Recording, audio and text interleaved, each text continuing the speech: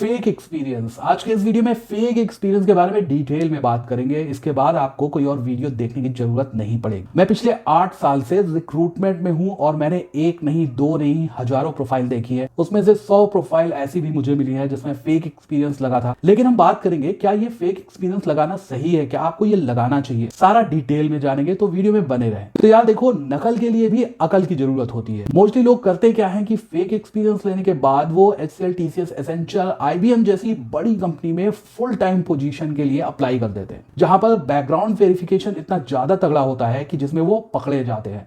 70 to 80% chance होते हैं कि आप ऐसी बड़ी कंपनीज में फेक एक्सपीरियंस लगाएंगे तो 100% आप पकड़े ही जाएंगे इनके बैकग्राउंड वेरिफिकेशन में, क्योंकि ये बहुत ज्यादा तगड़ा होता है। तो मैंने अपने करियर में काफी सारे ऐसे रिज्यूमे देखे जिसमें फेक एक्सपीरियंस भी था, लेकिन कुछ बंदे अभी भी जॉब कर रहे हैं, US में जॉब कर रहे हैं, बहुत अच्छी सैलरी पे जॉब कर रहे हैं। तो पॉइंट नंबर 1, क्या फेक एक्सपीरियंस लगाना सही है? तो यार देखो, फेक या गलत काम करना तो गलत ही होता है, उसे कहीं से जस्टिफाई नहीं किया जा सकता। लेकिन फिर भी अगर आपको लगता है कि आप बहुत ज़्यादा एक्सपर्ट हैं, आपने सारी टेक्निक्स यूज़ कर ली है, जॉब के लिए बहुत ज़्यादा अप्लाई भी किया है, लेकिन आपको जॉब नहीं मिल पा रही है, लेकिन उसके पहले अगर आप फेक एक्सपीरियंस के बारे में सोच भी रहे हैं तो उसके पहले आपको सारी चीज़ें कर लेनी चाहिए जहां पर आप अप्लाई कर सकें।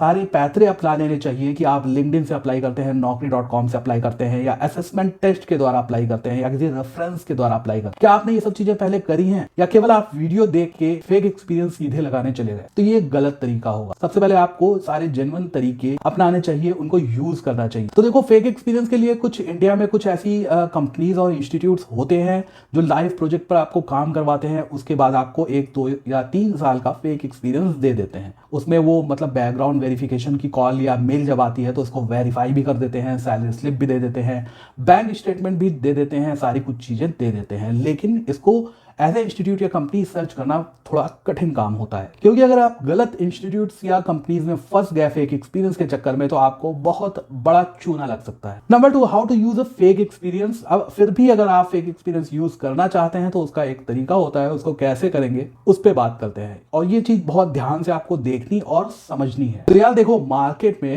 3 टाइप की जॉब निकलती है, कॉन्ट्रैक्ट, कॉन्ट्रैक्ट टू हायर और फुल टाइम। अब फेक एक्सपीरियंस के लिए आप किसी भी बड़ी कंपनी में या मीडियम साइज कंपनी में फुल टाइम पोजीशन के लिए कभी भी अप्लाई मत करें, क्योंकि ये जो कंपनियां होती हैं ये बहुत तगड़ा वेरिफिकेशन करवाती हैं फुल टाइम पोजीशन के लिए। आप स्टार्टअप या मिडिल साइज कंपनी में कॉन्ट्रैक्ट फुल टाइम जॉब के लिए भी अप्लाई कर सकते हैं। लेकिन अगर आपको बड़ी कंपनी में अप्लाई करना है, जैसे HCL, TCS, tech Mahindra, IBM, Accenture, इसमें भी आप अप्लाई कर सकते हैं, लेकिन फुल टाइम पोजीशंस पे नहीं, केवल कॉन्ट्रैक्ट या कॉन्ट्रैक्ट टू हायर पोजीशन पे। अब कॉन्ट्रैक्ट और कॉन्ट्रैक्ट टू हायर पोजीशन होती क्या है? कॉन्ट्रैक्ट, कॉन्ट्रैक्ट टू हायर और फुल टाइम पोजीशन के बारे में बात करते हैं। तो सबसे पहले फुल टाइम के बारे में बात करते हैं। फुल टाइम होती है कि आप अगर किसी एसेंचर, IBM इस जैसी कंपनी में काम करेंगे, आपको हायर किया जाएगा तो आप फुल टाइम हायर करेंगे, मतलब कोई ड्यूरेशन लिमिटेड नहीं होती है। आप जब तक काम करेंगे, जब तक आपका मन होगा, या अगर आपको केवल कंपनी फायर कर सकती है, कोई ड्यूरेशन नहीं होती है कि 3 या 6 महीने की या 12 महीने की।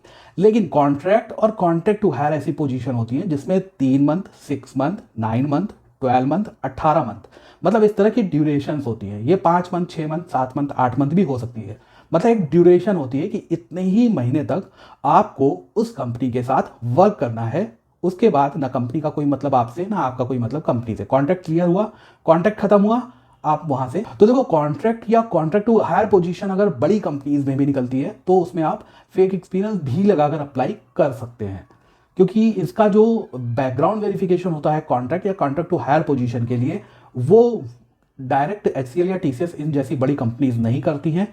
ये बैकग्राउंड वेरिफिकेशन होता है थर्ड पार्टी के द्वारा, जिस कंपनी के या कंसल्टेंसी या स्टाफिंग फर्म के पेरोल पर आप काम करेंगे वो ये करवाती है। मतलब मान लो एक A स्टाफिंग फर्म है, इसके पेरोल पर आप HCL में काम करेंगे एज ए कॉन्ट्रैक्टर 6 महीने के लिए, तो HCL बैकग्राउंड वेरिफिकेशन नहीं करवाएगी, वो वेरिफिकेशन होगा A स्टाफिंग फर्म के द्वारा। तो A स्टाफिंग फर्म चाहेगी कि अगर बंदा ठीक ठाक है, उसको अच्छा खासा नॉलेज है, लेकिन अगर थोड़ा सा फेक एक्सपीरियंस भी लगाया है तो वो उसको उसमें चला देगी। उसका वेरिफिकेशन, बैकग्राउंड वेरिफिकेशन में अगर पकड़ा भी जाएगा थोड़ा बहुत तो उसको मैनेज कर देती है। तो इसलिए आप कॉन्ट्रैक्ट या कॉन्ट्रैक्ट की पोजीशन के लिए अप्लाई कर सकते हैं। बहुत बहुत कम चांसेस होते हैं कि इसमें आप बैकग्राउंड वेरिफिकेशन में पकड़े जाएं। वहीं अगर फुल टाइम की बात करें तो फुल टाइम पे आपको कभी नहीं लगाना है किसी बहुत बड़ी कंपनीज में। हाँ, स्टार्टअप में या छोटी कंपनीज में आप फुल टाइम में भी लगा सकते हैं। तो देखो कॉन्ट्रैक्ट या कॉन्ट्रैक्ट पोजीशन क्यों निकलती है, कॉन्ट्रैक्ट या कॉन्ट्रैक्ट टू हायर। तो देखो पहले कॉन्ट्रैक्ट समझो, कॉन्ट्रैक्ट एक कॉन्ट्रैक्ट पोजीशन होती है जो 3 मंथ, 6 मंथ, 5 मंथ, 8 मंथ मतलब एक ड्यूरेशन की होती है। तो जैसे मान लो एक HCL कंपनी है, HCL में एक प्रोजेक्ट निकला, HCL में एक प्रोजेक्ट है, उसमें सब लोग वर्क कर रहे हैं, ये 1 साल का प्रोजेक्ट है। उसमें से 6 महीने बाद एक लड़का HCL के उस प्रोजेक्ट से छोड़ के चला जाता है। तो अब 1 साल का प्रोजेक्ट था, 6 महीने की ड्यूरेशन बची। अब HCL चाहता है कि कोई ऐसा बंदा आए जो केवल 6 महीने तक इस प्रोजेक्ट पर काम करे।